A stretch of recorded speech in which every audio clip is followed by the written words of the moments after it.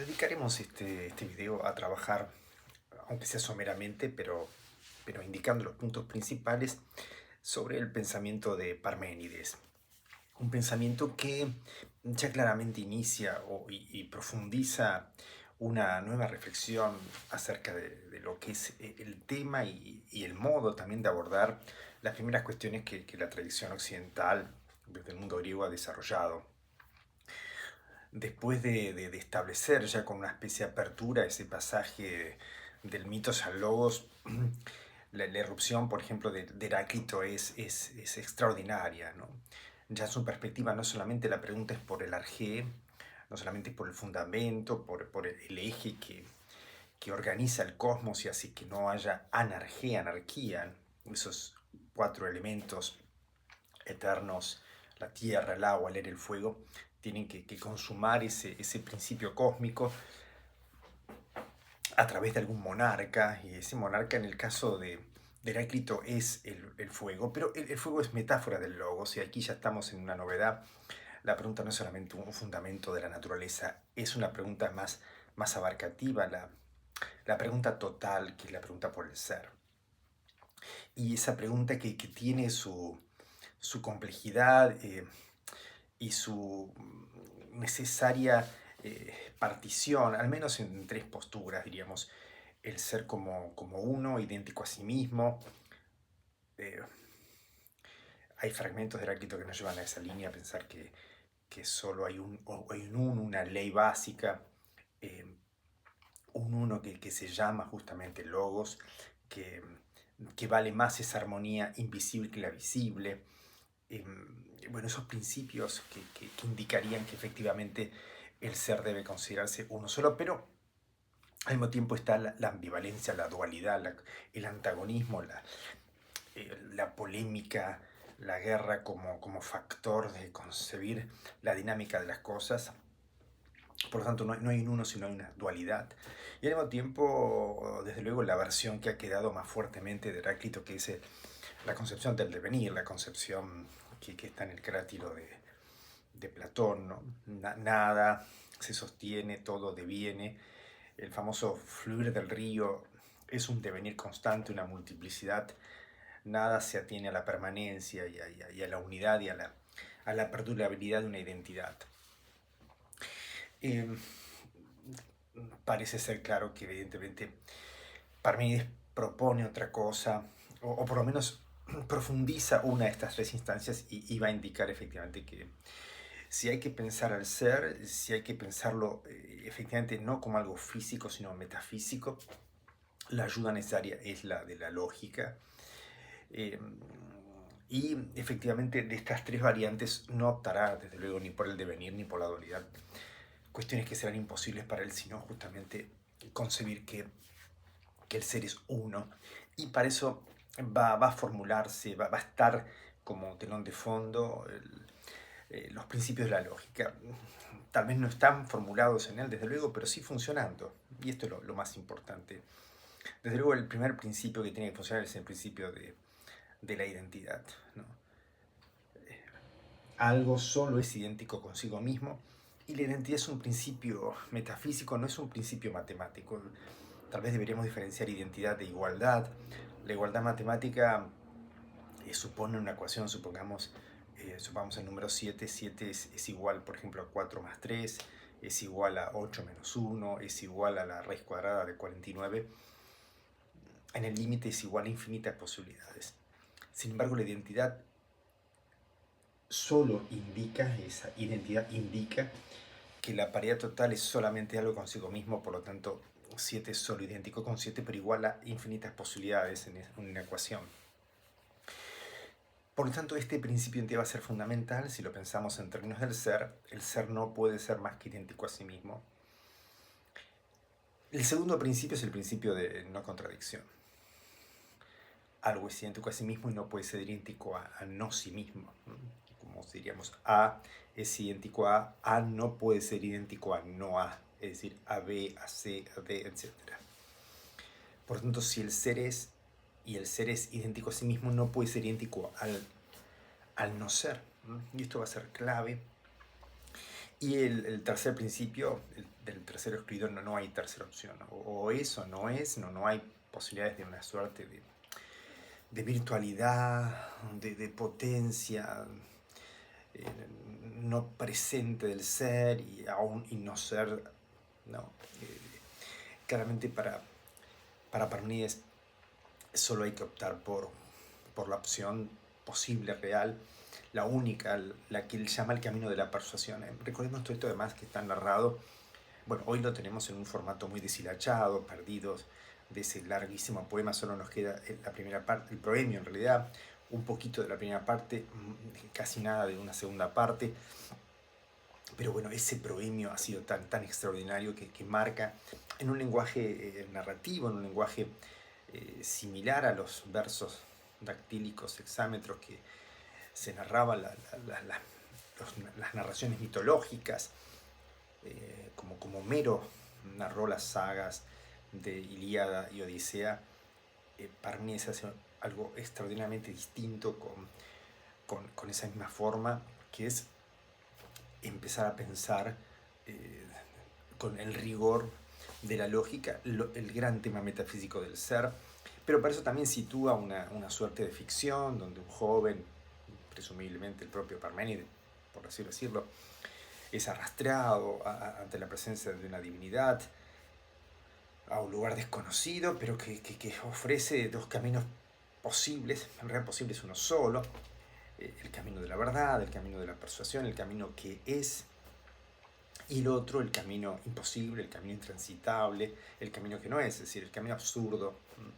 Y esto va a ser muy importante. El principio de contradicción es una suerte de alarma, de alerta, de absurdo que no debe continuarse y que si el pensamiento quiere ser riguroso tiene que guiarse por solo los principios lógicos. Y esta deidad le dice, bueno, si querés saber cuál es el camino del ser, el camino de la verdad, es que el ser es y no puede no ser, y que el no ser no es y no puede ser.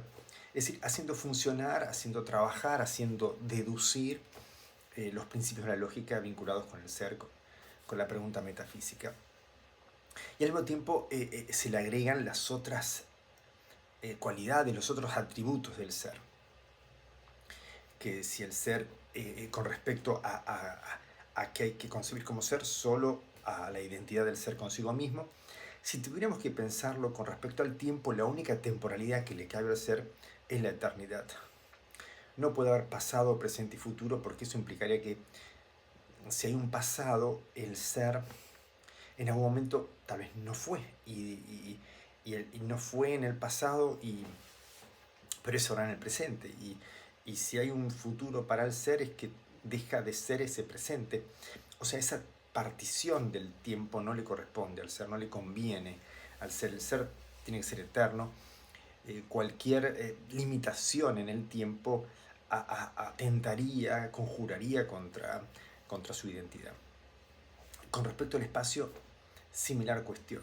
No puede haber límite en el espacio. Al ser, si hubiera límite, frontera, habría un otro ser, y no puede haber un no ser, y tampoco puede haber otros seres, no puede haber una multiplicidad de seres.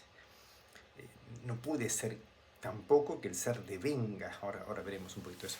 Es decir, solo puede haber un único ser, el ser idéntico a sí mismo. Si pudiera haber algo no idéntico a sí mismo, eso sería contradictorio, pero el ser podrían ser otros seres, ¿no? Con lo cual estaríamos en una contradicción. Y desde luego que desestima esas posibilidades Parménides. Único, eterno, aperon, infinito, ilimitado, no hay límite. Si hubiera un límite, habría más allá de ese ser otro ser o el no ser. Recordemos que los griegos no tienen algo así como una palabra, como llamaríamos ahora nosotros la palabra nada, esa palabra nihil que tenemos del latín, que era como el barbecho del choclo, ¿no? Una cosita así como casi nada, ¿no? Insignificante, bueno, de esa disminución total del ser al no ser, es algo que para mí no existe, y que el mundo griego tampoco tenía, algo así como lo tienen el cero en matemáticas. Tenemos por tanto estas tres condiciones fundamentales: idéntico, eterno, la temporalidad que le conviene es la eternidad, un instante eterno, ilimitado, sin fronteras, infinito. Y si tenemos que articular tiempo-espacio, lo que aparece es el problema del movimiento, ¿no? El movimiento es eso, ¿no?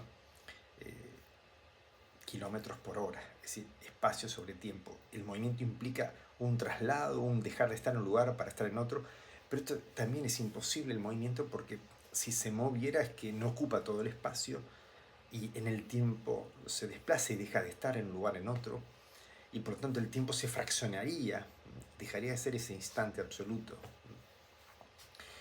Por lo tanto, es inmóvil. A su vez, tampoco puede tener el ser la capacidad de mutar, de cambiar de un estado a otro. Supongamos la semilla que deviene en árbol, ¿no?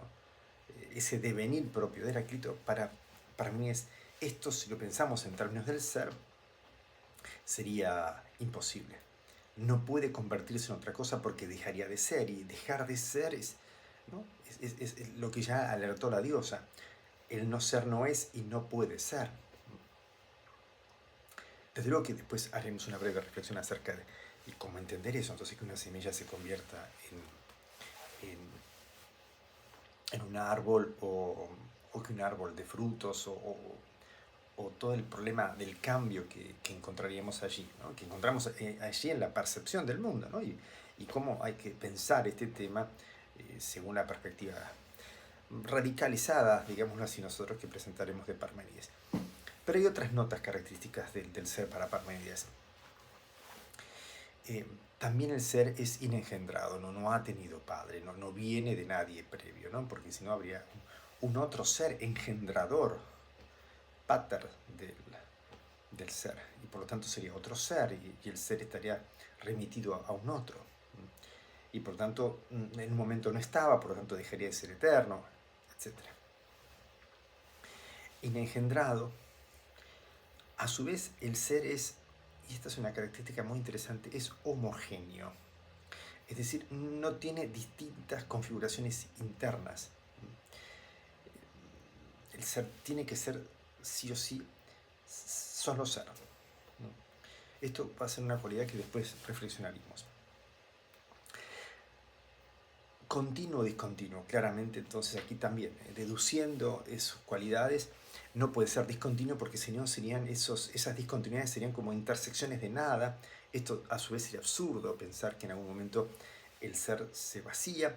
No, ya que estamos, otra de las cualidades sería que el ser es total, no es parcial, ¿no? O sea, no es una parte de otro.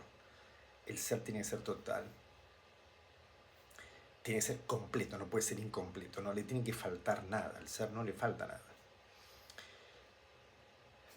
El ser, al tener todas estas cualidades, y otra cualidad también es que es incorruptible, el ser no puede degradarse, no puede perderse, no puede decaer. Pero que este ser entonces no se confunde con el mundo, con el universo, no ha tenido un Big Bang, no tendrá un Big Crunch, ¿no? Digamos. O sea, no es el cosmos que nos explica la física, es un tema metafísico. Ahora, la gran pregunta que aparece es, entonces, ¿quién piensa el ser? ¿No? Y aquí viene la otra famosísima frase, primigenia y probablemente, tal vez definitiva, del problema metafísico, que es, ¿quién puede pensar el ser? Porque no hay nada fuera del ser, y el ser es homogéneo, no es heterogéneo. ¿Quién piensa el ser sino el ser mismo? Pero si el pensar y el ser fueran dos cosas distintas, el ser sería heterogéneo, porque habría una parte de su ser que sería ser y una parte del ser que sería pensar. Por eso esa tremenda frase de Parménides, yo creo que por esa frase Platón ha dicho, venerado y temido Parménides, ¿no? Recordemos además que el texto de Platón, el Parménides probablemente el más complejo, el más metafísico de los textos, es el que propone a un Sócrates joven frente a un Parménides mayor, que de algún modo representaría ese carácter casi de maestro que habría tenido. Eh, y de luego en estas peripecias que muchas veces Platón presenta en sus diálogos, de algún modo hace decir las cosas que nosotros hoy le atribuimos a Parménides, al propio Sócrates, y el gran problema del uno y demás.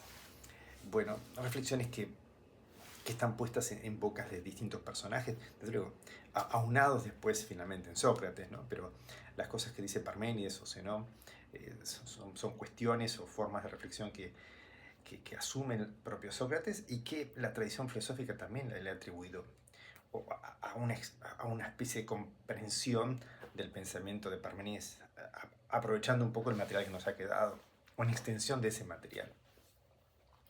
Ser y pensar son una y la misma cosa. Esta es la gran frase. Y tenemos entonces toda una arquitectura metafísica muy, muy completa, muy compacta, muy definitiva. Desde luego, rápidamente los sofistas atacaron esta postura, antilogía, antilogos, esta antilogía que presenta Borges, por ejemplo, burlándose de Parménides, pero desde luego una concepción del ser que dejó de ser ese ser metafísico y el ser se convierte en una especie de seres con minúscula, no el ser con mayúscula, las cosas. Desde luego que, bueno, si uno corre el problema hacia allí, desde luego que lo que dice Parménides no se va a ajustar, pero por un cambio en la definición del concepto y de la pregunta por el ser, y de cómo se aborda ese ser. Pero si somos estrictos y consecuentes con la perspectiva de Parménides y nos atenemos a la lógica, su persuasión es realmente muy monolítica en su sistema.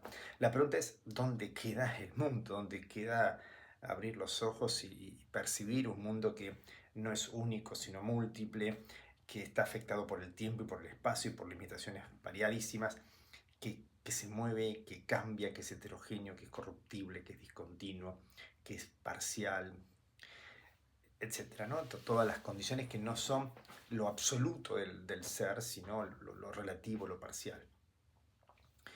Eh, y desde luego, por ejemplo, el problema del cambio, ¿no? Ese problema que de una manera también tan bonita, tan estricta y tan inapropiada para nuestros sentidos, ¿no? Esa famosa carrera de Aquiles y la tortuga, que Aquiles le dice, no tiene mucho sentido esta carrera, empezá a correr vos, y cuando la tortuga desarrolló cierto tramo, supongamos pasó del punto A al punto B, Aquiles empieza a correr, entonces Zenón, el discípulo permanente, nos dice, bueno, a ver, pensemos esto, pensemos esta situación, para ir de A a B hay que pasar por la mitad, supongamos A', y de A a' hay que pasar por la mitad, digamos, no sé, punto A'2, pero para llegar de A a '2 hay que pasar por la mitad, digámoslo así, A'3, y así hasta el infinito.